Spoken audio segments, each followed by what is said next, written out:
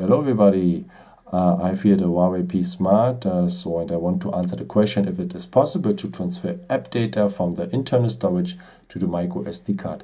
And I'm really sorry, it is not possible to transfer app data from the internal storage to the micro SD card with the Huawei P Smart. So the reason is the internal storage is much more faster normally than the micro SD card. So there are different kind of micro SD card, but normally the internal storage is much more faster than the micro SD card, and it is much better than for the app performance, as you can imagine. So this is the reason why Huawei refused to transfer app data to the micro SD card. So, but you can transfer other data like videos, pictures, music, or documents. So I will show you in another video.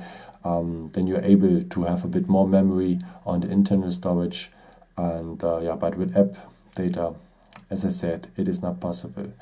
Yeah, sorry for. I hope you're not too disappointed to give me maybe a thumbs down or something like this. I hope I could help you with this video, and if you want, maybe we see us in another video again. And thank you so much for watching, and maybe until next time. Ciao.